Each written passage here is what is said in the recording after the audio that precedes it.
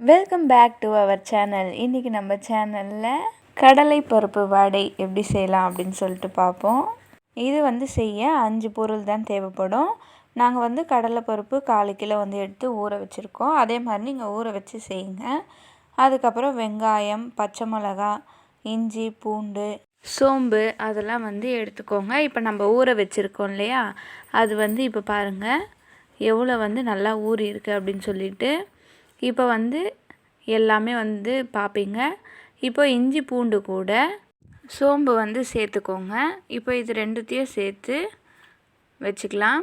இப்போ அதுவும் ஒரு பக்கம் இருக்குது. இப்போ ஊற வச்சதும் இருக்கும். இது ரெண்டுத்தையும் நம்ம அரைக்க போகிறோம். இப்போ இஞ்சி பூண்டு கூட சோம்பு சேர்த்தோம் இல்லையா, அதை அரைச்சி எடுத்துக்கலாம். இந்த கன்சிஸ்டன்சிக்கு வந்தால் போதும். அதே மாதிரி மாவு நம்ம கொஞ்சம் அரை பதமாக அரைச்சா போதும். இப்போ ரெண்டுமே நம்ம அரைச்சி வச்சுக்கிறோம். எல்லாமே ரெடி ஆகிடுச்சு. இப்போது ஒரு கிண்ணத்தில் நம்ம அரைச்சி வச்ச அந்த மிக்ஸோ அது போட்டுட்டு வெங்காயம், பச்சை மிளகாய், அதுக்கப்புறம் இஞ்சி பூண்டு, சோம்பு அரைச்சி வச்சதெல்லாம் நல்லா போட்டு கொஞ்சம் உப்பு சேர்த்து நல்லா மிக்ஸ் பண்ணிக்கோங்க. இப்போ இந்த ரெசிபி நம்ம வடையாகவும் செய்யலாம். அதுக்கப்புறம் குட்டி குட்டியாக ரவுண்டு மாதிரி போட்டு அந்த மாதிரியும் செய்யலாம். தட்டியும் போடலாம், ரவுண்டாகவும் போடலாம். நல்லா சூப்பராக இருக்கும். இப்போ ஒரு பேனில் நல்லா எண்ணெயை ஊற்றி நல்லா காய வச்சுக்கோங்க.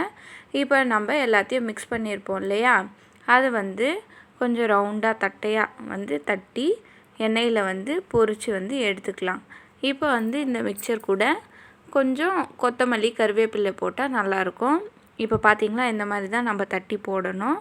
நம்ம தேவையான அளவுக்கு போட்டு எடுத்துக்கலாம். இந்த இது உடம்புக்கு ரொம்ப நல்லது. கடலைப்பருப்பு இருக்கிறதுனால நல்லாயிருக்கும். பசங்களும் நல்லா விரும்பி சாப்பிடுவாங்க. நம்ம சேனலில் எல்லாமே ஒரு ஈஸியான, குயிக்கான அந்த மாதிரி ரெசிபீஸ் தான் நாங்கள் போட்டுட்ருக்கோம். மேலும் நிறைய வீடியோஸ் வேணும்னா கமெண்ட் பண்ணுங்கள், நாங்கள் போடுறோம். இது ரொம்ப ஈஸியாக எல்லாமே வீட்டில் செய்கிற மாதிரி தான் நாங்கள் செய்கிறோம். ஸோ கமெண்ட் பண்ணிங்கன்னா உங்களுக்கு தேவையான ரெசிபீஸும் நாங்கள் போடுவோம். ஸோ இப்போ நம்ம கடலை பருப்பு வடை ரெடி. தேங்க்யூ.